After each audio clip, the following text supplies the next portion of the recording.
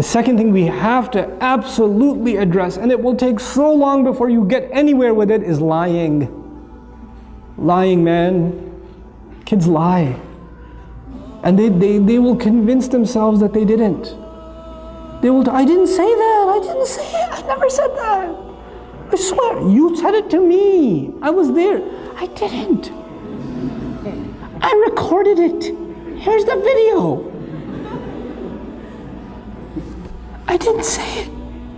I swear I didn't. They'll watch the video and say I didn't do it. They did not. You know why that happens? It happens because the first time they lied, and they actually admitted that they lied. Oh, ho, ho, ho, ho, ho, ho, ka'annahu yawmul qiyamati. Like, you lie in my house? So now, first you said, please tell me the truth. What did you actually say? And they finally said it, and then you came down with the axe. So the next time, like, I will take all of this. But once I admit that I lied, I know what comes next. You know, I am not doing that again. I am not admitting to this crime again. Because pleading guilty in this house does not work out for you. You gotta stop that first. You cannot punish. You cannot punish extra for something that happened that's already made you angry. So the mother is angry because the child lied. Or because the child did something bad. Then she's angry because he lied about it. Then she's angry because she's like, tell me the truth, I'm giving you one last chance. One last chance. I'm going to ask you one last time, even though she's going to ask 6 more times. But she says one last time, tell me, and this is the only time I'm going to ask. I'm not going to ask again. Did you do it? No. Okay, I'm going to ask one last time. Before I tell your father, one more time. I didn't do it, I didn't do it, I didn't. And he'll go to bed, he'll cry, he'll wake up, I didn't do it, I didn't do it, he'll stick to it. And you're like, how do I deal with this? And you say, I know you did it. I know you did it.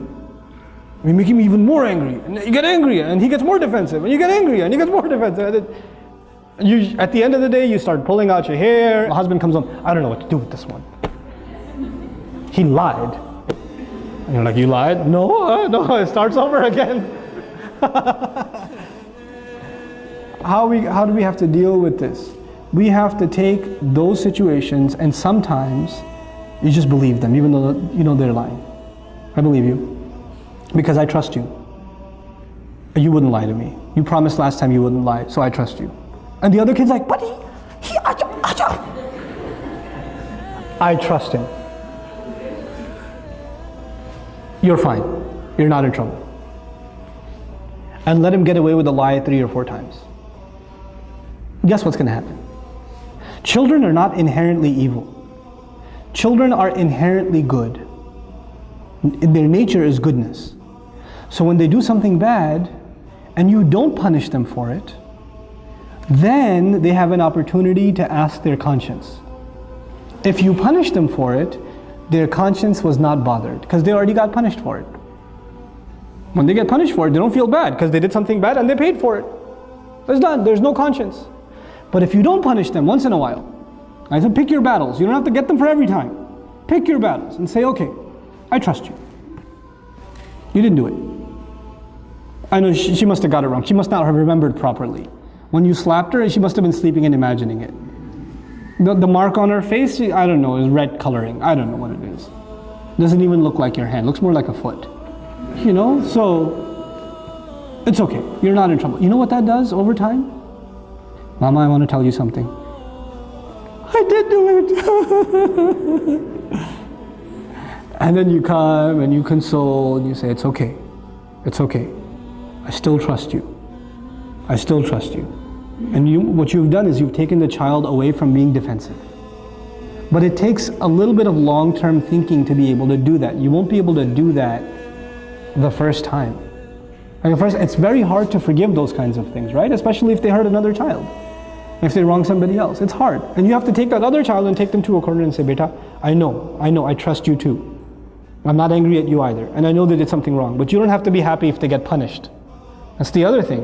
One child gets happiness only when the other one gets punished. And they get so used to Abba. She pulled my ear the other day. They just came back from Scotland, my family. And when the little one came to me and said, you know, Api, she pulled my ear one day. I was like, when? I don't know. One of the yesterdays. I was like, what do you want me to do? He goes, punish her. I was like, will that make you happy? Uh-huh.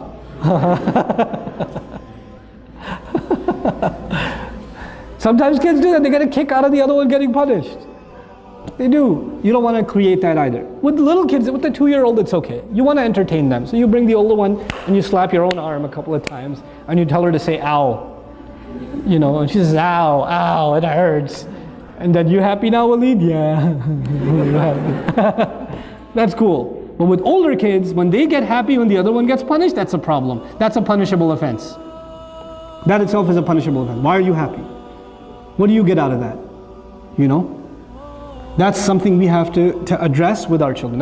There are 2 things so far. Tantrums, lying. And lying, it's a long-term process. You don't get lying out of somebody's system right away. Especially because they don't even see it as lying anymore. They just see it as saving themselves. And kids, when they lie a lot, you know what happens? They actually start believing it themselves. They become better than any actor you have ever seen. They take on the role, boy. They will own it. And so you become extremely dumbfounded. Where do you even begin? Well, begin by not tackling it. Begin by disarming, taking the fear away.